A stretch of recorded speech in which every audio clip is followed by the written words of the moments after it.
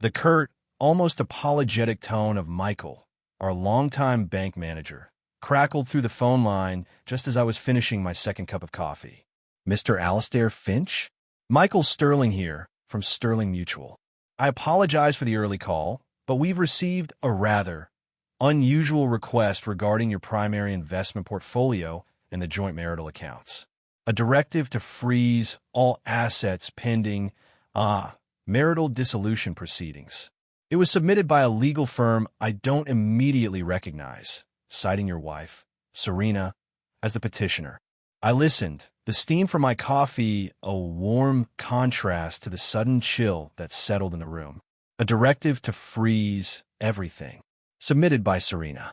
My name is Alastair Finch, 57 years old, and until that precise moment, I believed myself to be a reasonably content, if somewhat conventionally overlooked, senior archivist at the city's Historical Institute.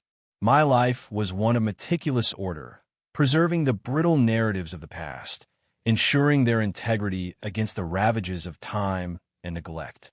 It appeared my own present was now subject to a similar, albeit far more aggressive, form of archival revision. I took a slow sip of coffee, the familiar bitterness grounding me. "Michael," I began, my voice even, betraying none of the sudden, cold clarity that was crystallizing within me. "Thank you for informing me directly.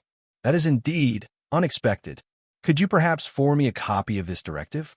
And under no circumstances are any assets to be frozen or altered based on this request until I have had a chance to review it with my own legal counsel. Is that understood?" There was a pause, then Michael's relieved exhale. "Of course, Alastair. Absolutely. That's precisely why I called. It seemed irregular. I'll email the documentation to your secure address immediately." We exchanged a few more pleasantries, the mundane script of a long-standing professional relationship, before ending the call. I placed my mug down on the coaster, the ceramic clicking softly against the polished wood of my antique desk. "Serena, after 26 years. It wasn't the marital dissolution part that surprised me, not entirely. The emotional landscape of our marriage had become a rather barren tundra over the past few years, punctuated by increasingly infrequent oases of shared warmth. No, what sent a jolt through my system was the audacity, the sheer unadulterated aggression of attempting to freeze all assets. It spoke of a scorched earth policy, a desire not just to separate, but to cripple. What Serena didn't know, what she had never bothered to understand during her increasingly detached orbit around our shared life, was that an archivist, by nature, is a creature of contingency. We prepare for floods, for fires, for the slow decay of neglect. We understand the importance of redundancies, of secure off-site storage, a meticulously documented provenance. And for the last 7 years, I have been quietly, methodically applying those same archival principles to the preservation of my own financial and personal well-being. She thought she was initiating a hostile takeover of our history. She had no idea she was walking into a meticulously prepared exhibition of her own miscalculations. I rose from my desk and walked to the large bay window overlooking the quiet, tree-lined street where we'd lived for 2 decades. The morning sun dappled through the leaves of the ancient oak in our front yard, the one Serena had always wanted to cut down because its roots were allegedly cracking the driveway. I'd resisted, not out of sentimentality for the tree, but because its removal would have been an expensive, unnecessary disruption, and I had other, more pressing structural concerns to address, both literally and metaphorically. The email from Michael arrived with a soft chime. I opened it, my eyes scanning the legalese, the stark demands, the unfamiliar name of the law firm, Stratton, Bellwether and Kane. Definitely not a name from our usual circle of acquaintances or professional contacts. This was new. This was someone Serena had sought out specifically for this kind of aggressive maneuver. The document itself was a masterpiece of overreach, claiming imminent risk of asset dissipation on my part, a ludicrous assertion given my notoriously conservative financial habits. It painted me as a potential flight risk, a man on the verge of liquidating a lifetime of shared accumulation despite a departing spouse. The irony was almost palpable. I was the one who diligently managed our investments, who'd ensured our retirement was secure, who'd meticulously archived every financial statement, every tax return, every insurance policy. Serena's involvement in our finances had largely been limited to her enthusiastic participation in their expenditure. I closed the document and took another slow, deliberate breath. There was no anger, not yet. Anger was an inefficient emotion, prone to miscalculation. What I felt was a profound sense of disappointment, a weariness that settled deep in my bones, but beneath it, a current of something else, resolve. The kind of quiet, unyielding resolve an archivist feels when faced with a precious document threatened by mold. You don't rage at the mold. You simply, methodically, eradicate it and ensure the conditions for its return are eliminated. My first call would be to Eleanor Vance, my solicitor. Not just any solicitor, but one who specialized in complex financial settlements and, more importantly, one who understood the value of meticulous preparation. We had, in fact, had a series of hypothetical discussions some years prior, a purely academic exercise at the time, or so I had told myself. It seemed the hypothetical was about to become very, very real. The archive of my marriage was about to be deaccessioned, and I would ensure it was done with the utmost precision, leaving no room for unauthorized redactions or fraudulent claims to the historical record. Serena had made her opening move. It was a bold one, I had to admit. But bold did not always equate to wise, especially when one failed to consult the catalog raisonné of the opposing party. She had forgotten, or perhaps never truly registered, that my entire life was dedicated to ensuring nothing important was ever truly lost or unjustly taken. The tapestry of our marriage, woven over 26 years, had begun to show signs of fraying at least 7 years prior, around the time Serena had her midlife epiphany, as she termed it. It coincided with our youngest, Thomas, leaving for university. The house, once a vibrant hub of school runs, sports practices, and teenage angst, fell into a sudden, echoing quiet. For me, it was a transition into a new phase, a time for us to perhaps rediscover each other, to pursue shared interests we'd put on hold. For Serena, it seemed to represent an escape hatch. Her epiphany involved a renewed interest in self-discovery, which manifested primarily as a series of expensive weekend workshops, a new circle of friends whose conversations revolved around manifesting abundance and releasing limiting beliefs, and a growing detachment from the mundane realities of our shared life. I remember the first subtle shift in her financial inquiries. Serena had always been blithely uninterested in the mechanics of our investments or the structure of our savings. Suddenly, she began asking vague questions. "Alistair, darling, that portfolio thingy you manage, is it terribly complicated? A friend of mine, Brenda, says we should all be more empowered about our money." I'd explain it patiently, as I always did, showing her the diversified nature of our holdings, the steady, conservative growth I prioritized. She nodded, her eyes glazing over, clearly not absorbing the details, but the questions themselves were a new data point. Then came the separate bank account. "It's just for my little ventures, Alistair," she'd said, a bright, dismissive wave of her hand. "My pottery classes, maybe selling a few pieces online. You know, for my empowerment fund." I hadn't objected. It seemed harmless enough, a small allowance for her newfound hobbies. In retrospect, it was the first sequestered archive, a small, private collection she was curating away from our joint holdings. The warning signs weren't always financial. Her phone, once left casually on the kitchen counter, began to live permanently in her handbag, often silenced, or taken into another room for hushed conversations that ended abruptly if I entered. Her explanations were always plausible. A call with her sister, a complicated arrangement for one of her workshops, but the pattern was one of increasing opacity. There were also the new mentors and gurus she'd acquired. One particularly memorable individual was a man named Zephyr, a self-proclaimed life architect who wore a lot of linen and spoke in convoluted aphorisms about vibrational energy and cosmic alignments. Serena had dragged me to one of his seminars, held in a dimly lit hotel conference room that smelled faintly of patchouli and desperation. Zephyr had extolled the virtues of releasing attachments to material possessions and old relationships, all while charging an exorbitant fee for his wisdom. I'd sat through it, a silent observer, cataloging the manipulative language, the predatory gleam in Zephyr's eye as he scanned his audience of mostly vulnerable, middle-aged women. Serena had been enthralled. "Isn't he amazing, Alistair? So insightful," she'd whispered to me during a break. I'd merely commented that his business model seemed quite robust.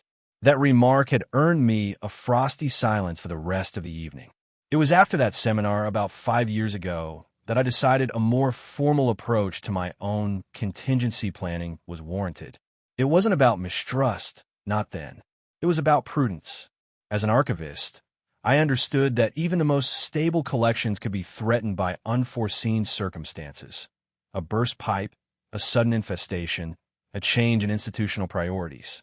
My marriage, I began to realize, was an institution like any other, subject to its own internal and external pressures.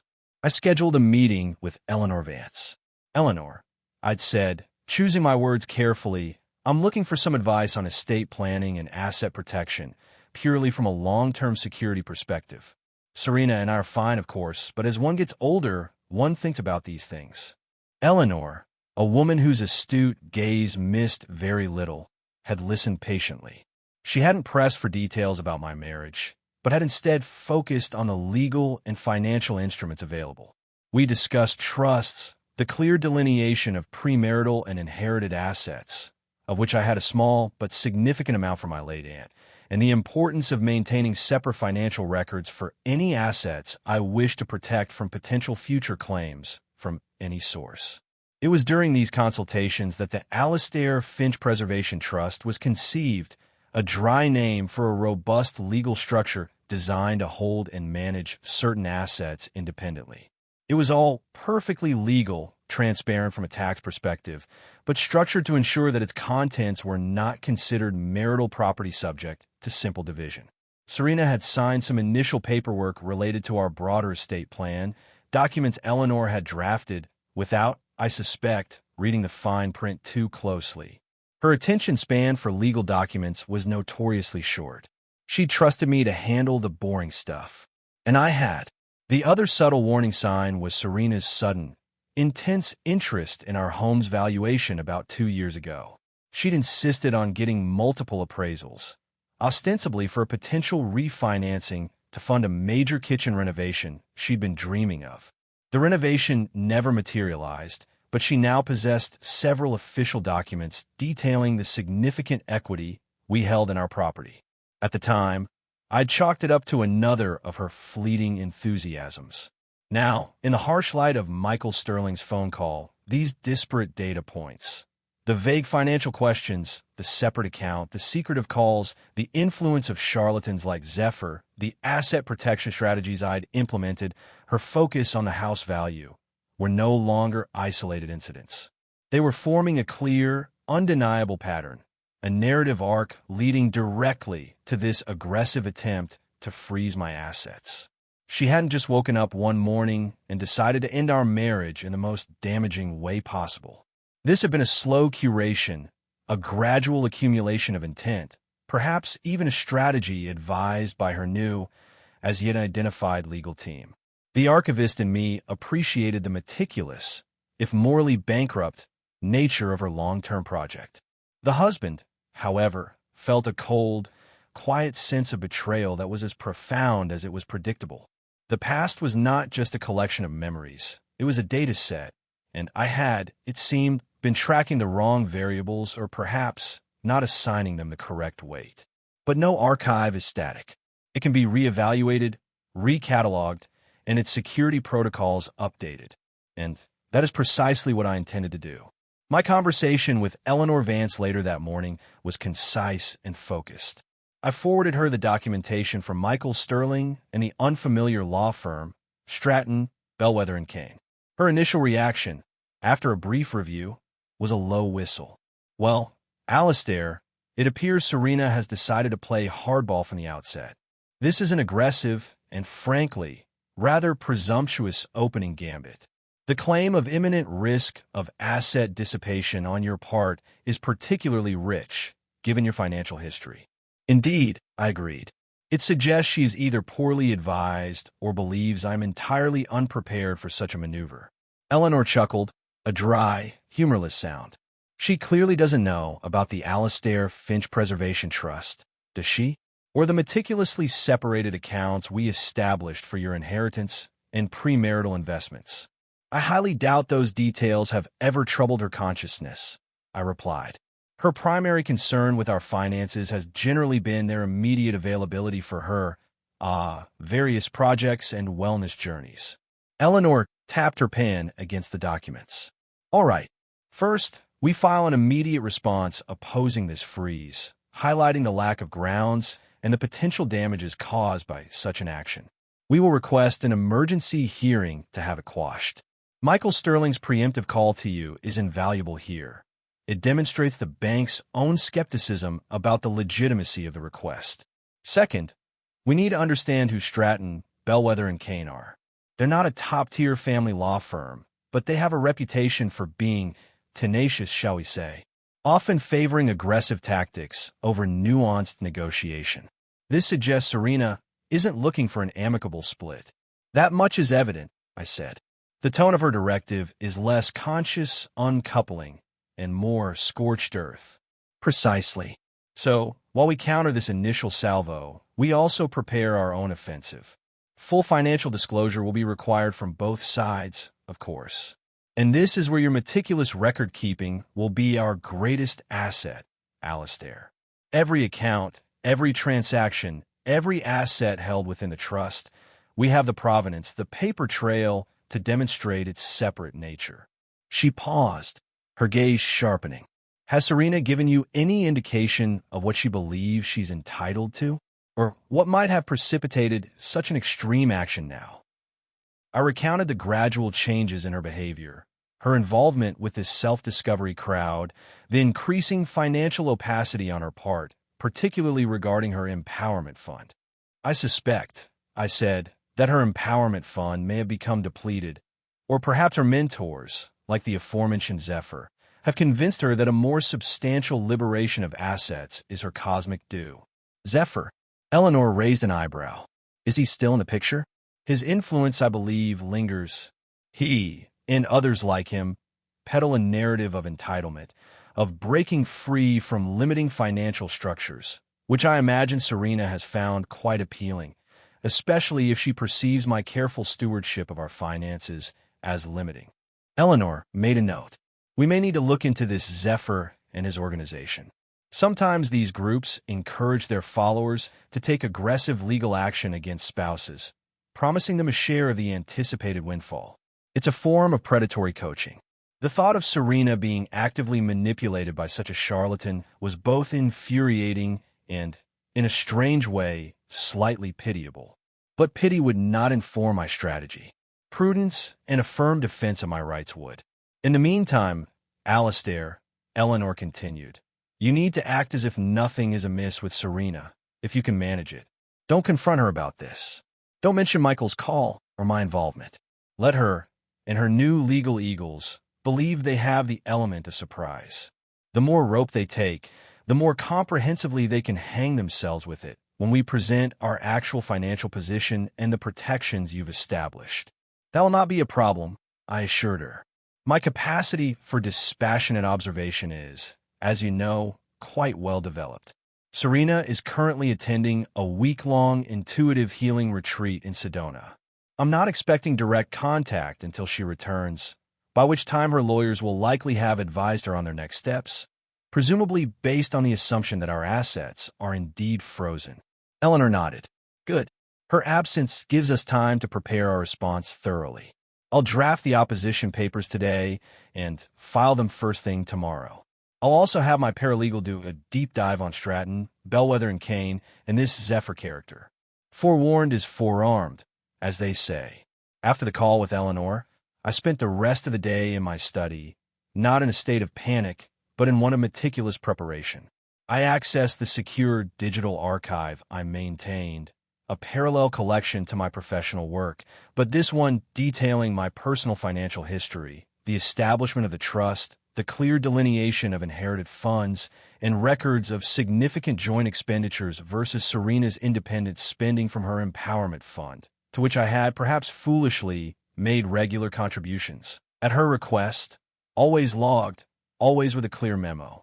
I also found a file from 7 years ago, detailing Serena's enthusiastic but ultimately superficial involvement in our estate planning, her signature prominent on documents whose implications she had clearly never bothered to understand.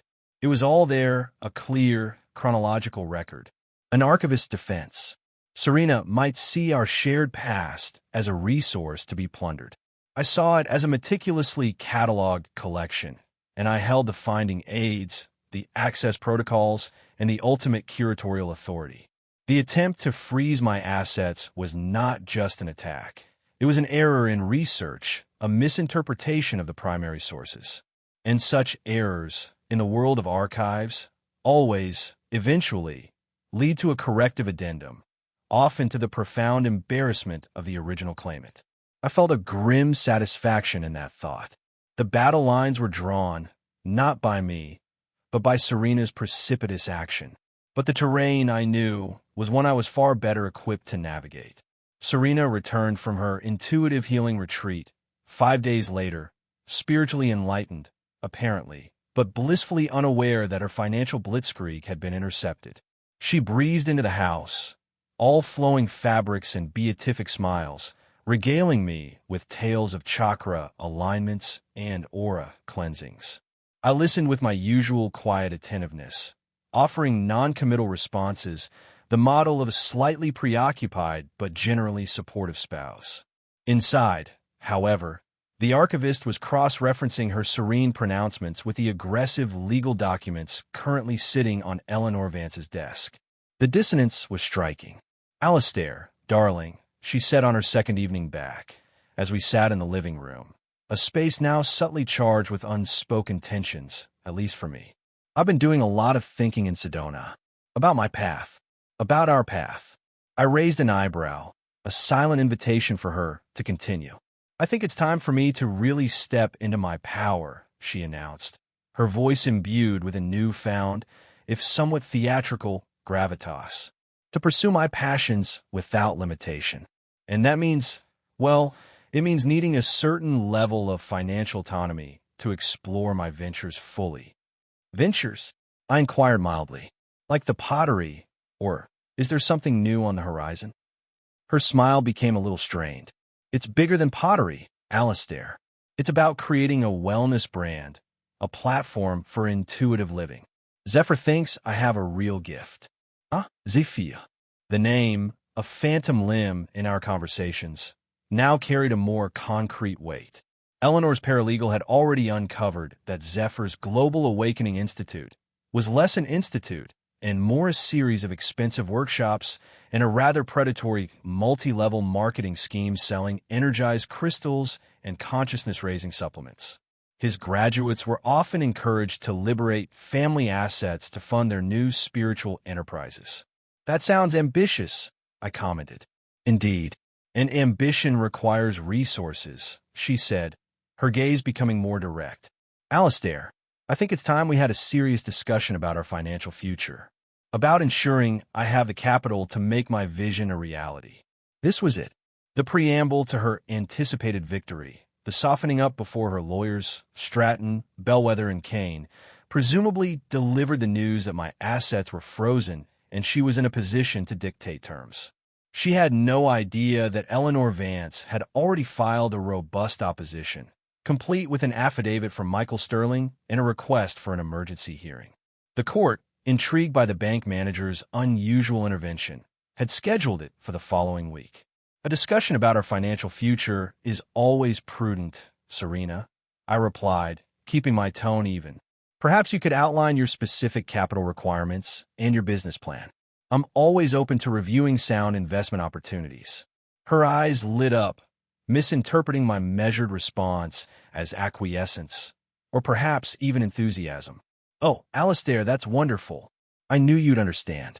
I have some figures, some projections Zephyr helped me with. I'll get them. She hurried off to her study. The room she'd converted into her creative sanctuary, filled with vision boards, inspirational posters, and, I suspected, very few actual business plans. I watched her go, a sense of profound weariness settling over me. This wasn't just about money. It was about a fundamental divergence in values, in understanding of partnership, of trust. She saw our accumulated life as a resource pool for her individual, guru-inspired fantasies. I saw it as a shared legacy built on mutual effort and careful stewardship, something to be protected, not plundered. The next few days were a strange charade. Serena was unusually attentive, almost affectionate, a stark contrast to her detached behavior of the preceding months. She made my favorite meals, asked about my day at the Institute with an uncharacteristic level of interest, and spoke glowingly of our new chapter of mutual support and individual flourishing. It was a masterful performance, likely coached by her legal team or perhaps Zephyr himself, designed to lull me into a false sense of security to make me more amenable when the already failed financial hammer fell. Meanwhile, Eleanor Vance was busy. She'd received confirmation that Stratton, Bellwether, and Kane had been served with our opposition. Their office had initially blustered, threatening sanctions for a frivolous filing, until Eleanor had calmly pointed out the accompanying affidavit from the manager of Sterling Mutual. That, apparently, had given them pause. Michael Sterling himself had called me again, a note of grim satisfaction in his voice. Heard from Stratton, Bellwether, and Kane, Alastair. They were less confident this afternoon. Asked for a detailed breakdown of why their directive was irregular. I believe I used the term potentially fraudulent misrepresentation of client status in my response. That seemed to get their attention. Good old Michael.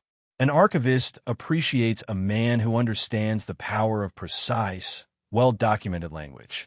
The day before the scheduled emergency hearing, Serena approached me, a sheaf of papers in her hand, her expression a carefully constructed blend of hope and businesslike seriousness.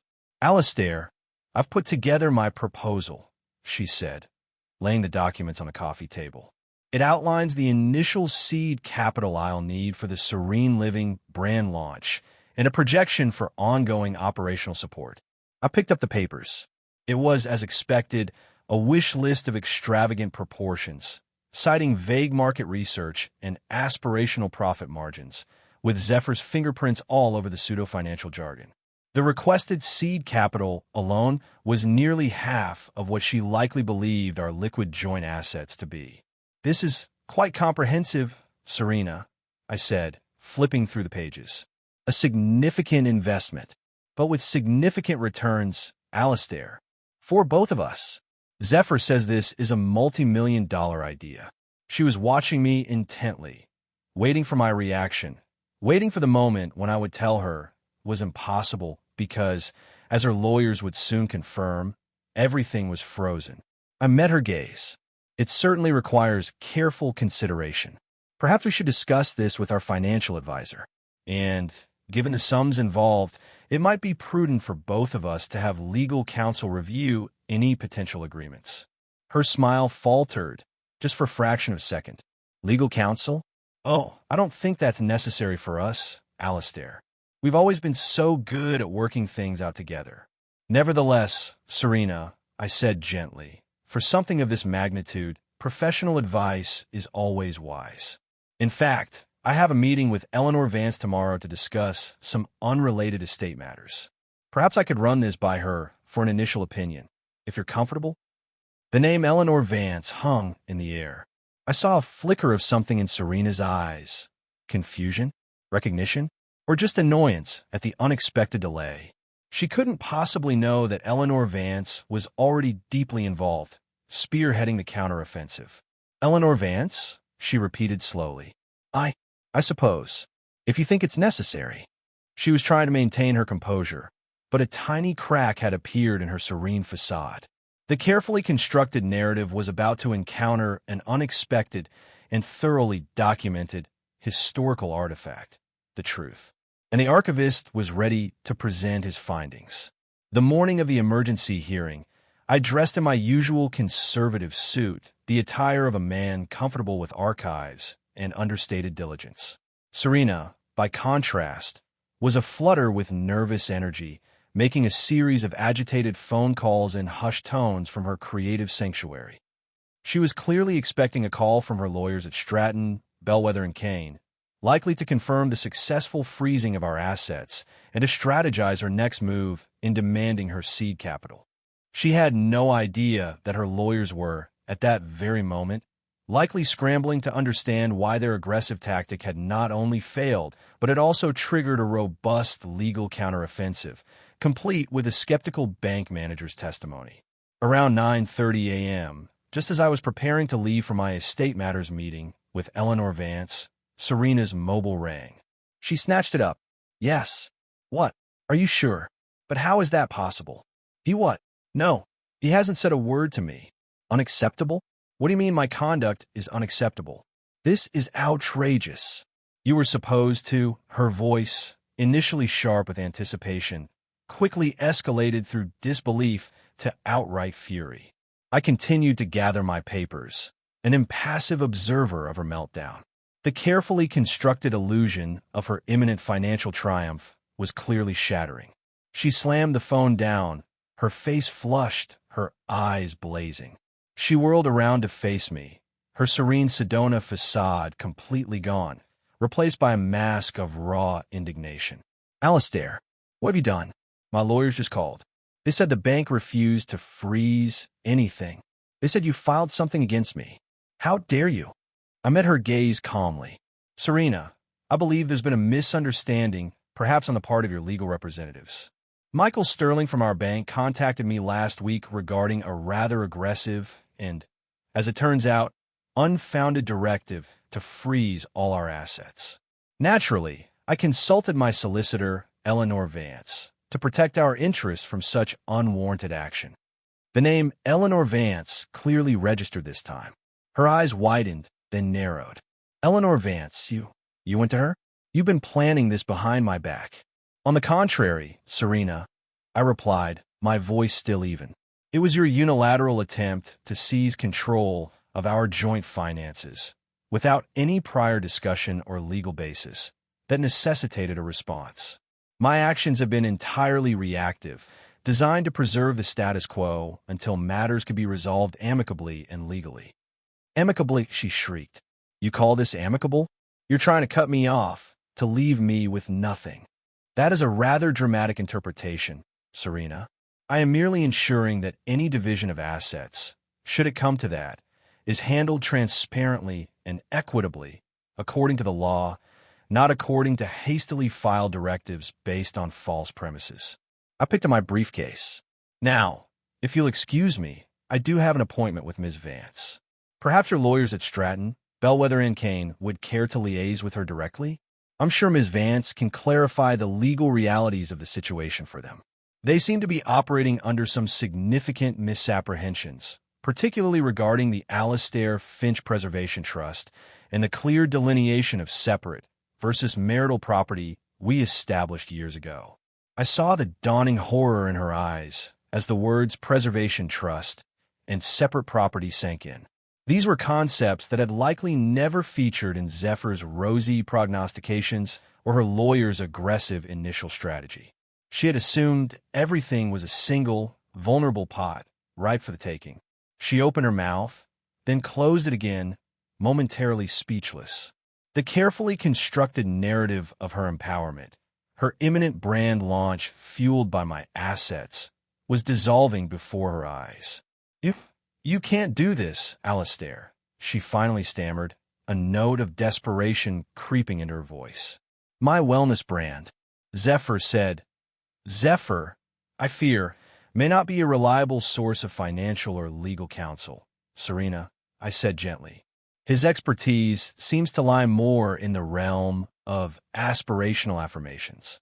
Perhaps it's time you sought advice from professionals who deal in verifiable facts and established legal precedent. I paused at the door. I suggest you instruct your lawyers to contact Eleanor Vance. She has all the relevant documentation. It will save everyone a great deal of time and, I suspect, considerable unnecessary expense on your part. And with that, I left, leaving Serena standing in the middle of our living room, the architect of her own failed financial coup, surrounded by the wreckage of her ill-conceived plans. The archivist in me felt a certain grim satisfaction.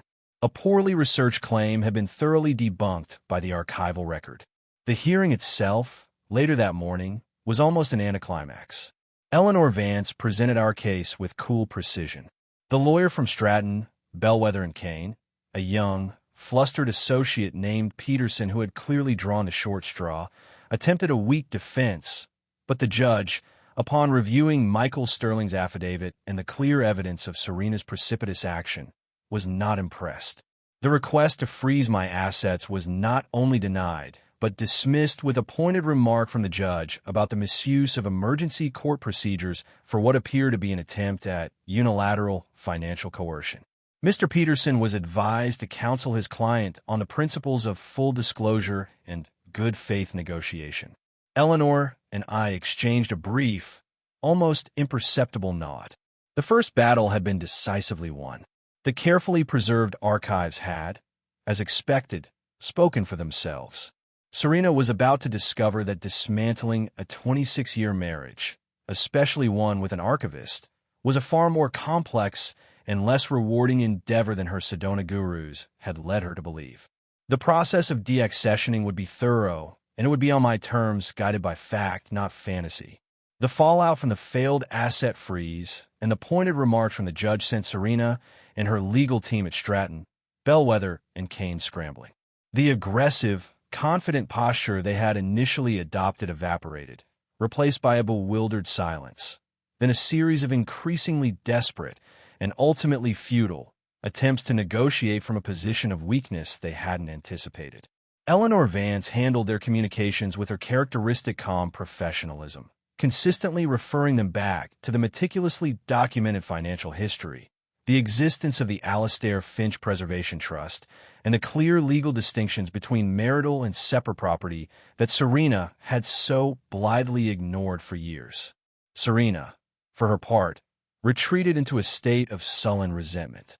Her dreams of launching the Serene Living wellness brand, bankrolled by a swift and substantial seizure of our assets, had evaporated. Zephyr, her enlightening mentor, apparently became far less accessible once it was clear there would be no immediate infusion of capital from her liberated husband. His vibrational energy, it seemed, did not extend to supporting disciples who failed to manifest abundance according to his timeline. The divorce proceedings moved forward, albeit more slowly and contentiously than I would have preferred.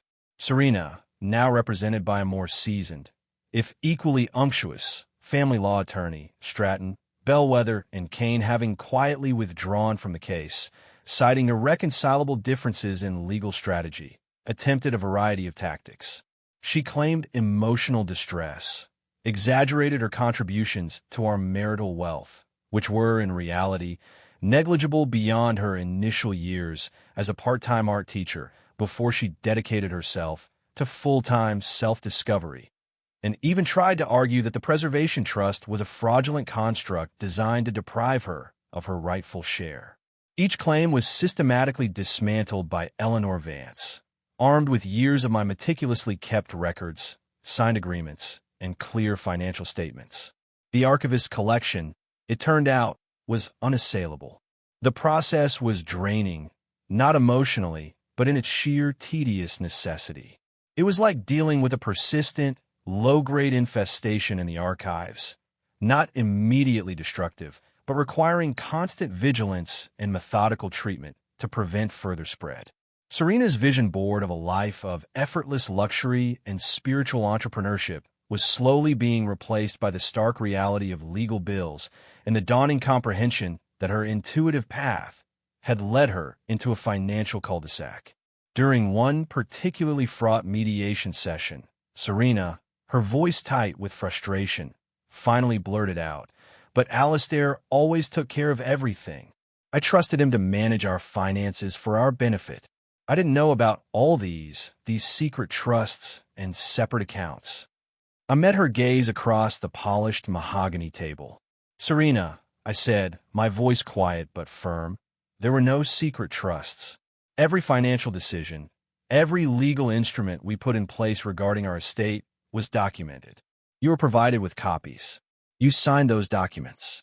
The fact that you chose not to read them or to understand their implications does not constitute deceit on my part.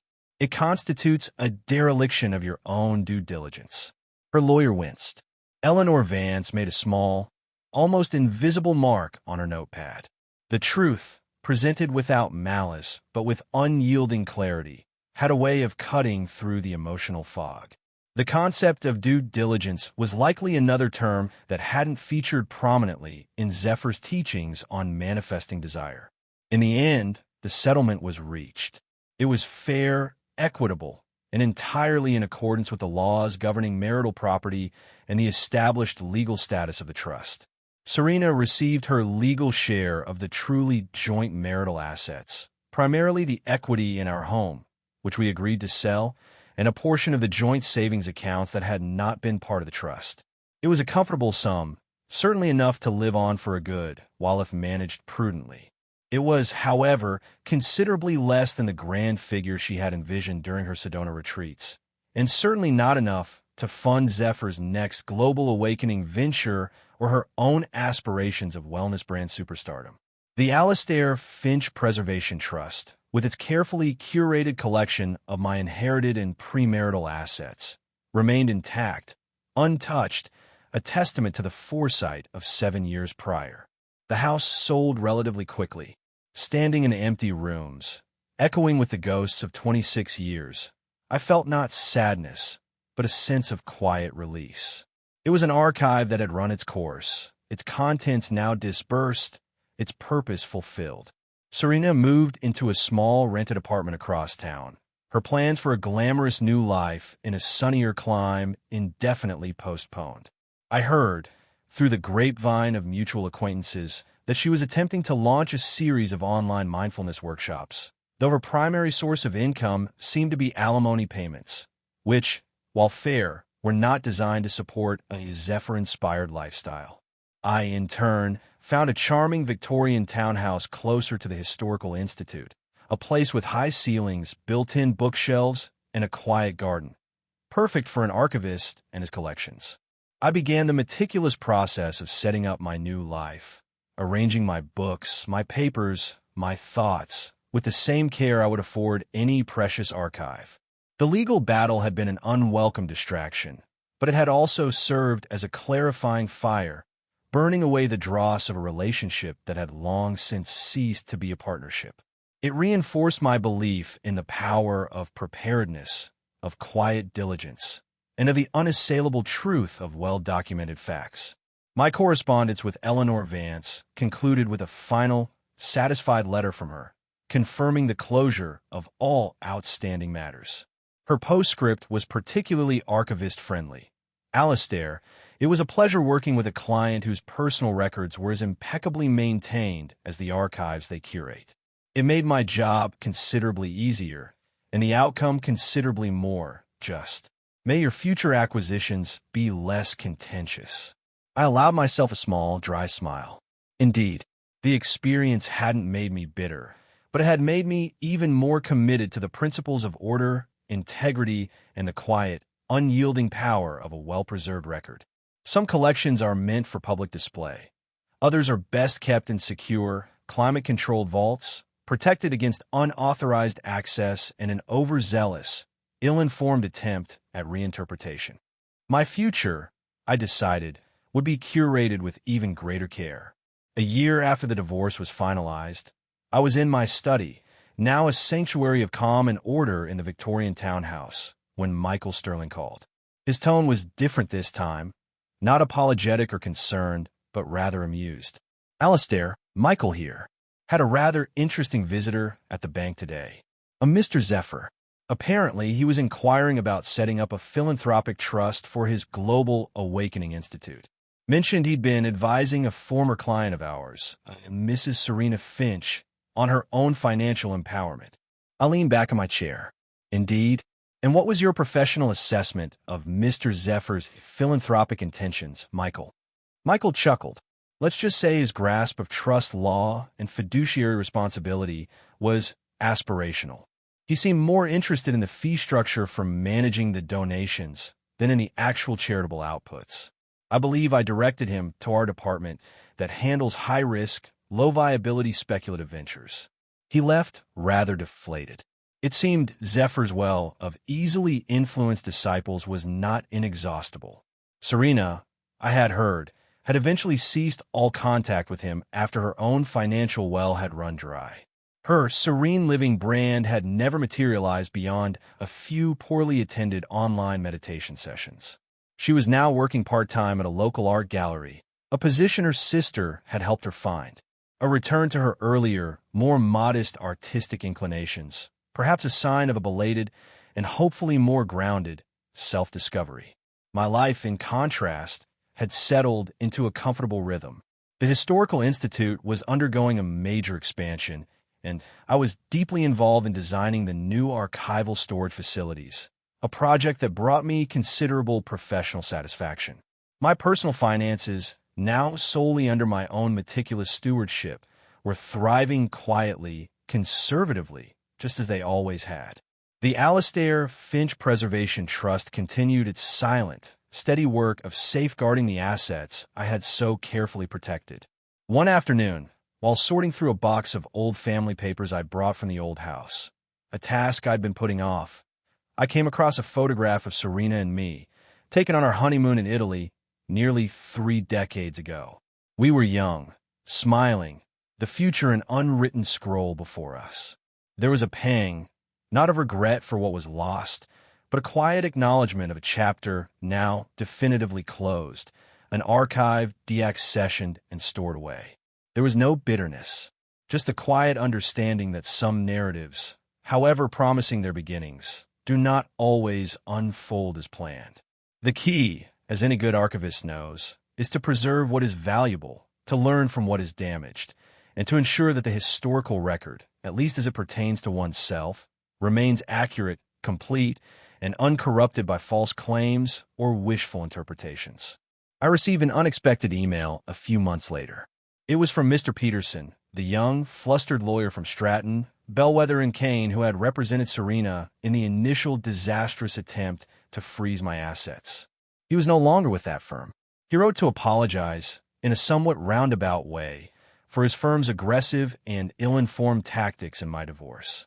He mentioned that my case, and particularly the impeccable financial preparedness and documentation I had presented, had been a significant learning experience for him in his early career.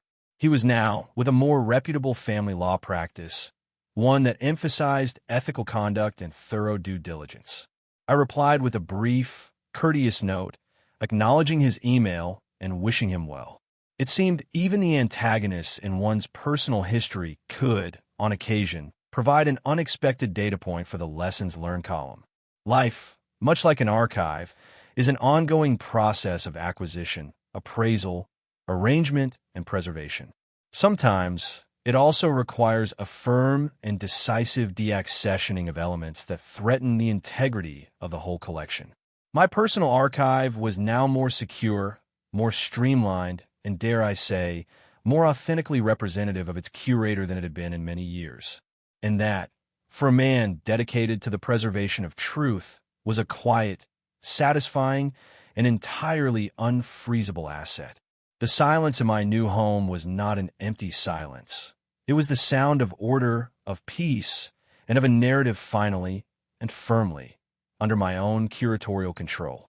2 years on, the echoes of Serena's attempted financial coup had faded almost completely, leaving behind a landscape of quiet contentment and reinforced prudence. The Historical Institute was thriving, the new archival wing a testament to modern preservation techniques, a project that bore my distinct, methodical imprint. My Victorian townhouse, once a new space, now felt like a well-worn, comfortable coat, every book in its place, every file meticulously ordered. My solicitor, Eleanor Vance, and I had developed a cordial professional friendship, occasionally meeting for lunch where we discuss her more challenging cases. She often joked that none were as refreshingly straightforward in their documented villainy as Serena's gambit had ultimately proven to be. She once remarked, "Alistair, you should write a monograph. Archival Principles in Marital Asset Defense. It would be a bestseller in certain circles." I demurred, of course. My satisfaction came not from public recounting, but from the quiet integrity of a well-managed life. One crisp autumn afternoon, I was volunteering at a local university's special collections library, helping them catalog a newly acquired collection of 19th-century correspondence. It was a task I found deeply soothing, the tangible connection to the past, the detective work of deciphering faded script and piecing together forgotten narratives. As I was carefully placing a letter into an acid-free sleeve, one of the student assistants approached me. "Mr. Finch? There's a lady here asking if you might have a moment." "A Miss Serena Thorne?" My hand stilled. Serena Thorne. She had, apparently, remarried, or at least adopted a new surname. I hadn't heard anything about her for well over a year. I felt a flicker of something. Surprise, certainly, but not apprehension. The archives were secure. "Please show her to the small reading room. Amelia," I said calmly. "I'll be there in a few minutes." I took a moment to compose myself, not out of nervousness, but to shift from the 19th century back to the complexities of the 21st. When I entered the reading room, Serena was standing by the window, looking out at the campus quad. She was dressed more modestly than I remembered, her once vibrant aura now somewhat subdued. She turned as I entered, a hesitant, almost nervous smile on her face. "Alistair, thank you for seeing me." "Serena," I acknowledged with a nod. "It's been some time." "Thorne? Is it your new name?" She flushed slightly. "Yes, I remarried last year. To Gregory Thorne. He's a retired accountant. Very steady." There was a world of unspoken commentary in that last phrase. "I see. And what brings you here today?" I kept my tone neutral, polite, but professional. This was not a social call. I wanted to apologize, Alistair," she said, her voice low, "for everything, for the way I behaved, for the things I tried to do. I was lost, influenced by the wrong people, by foolish ideas about easy wealth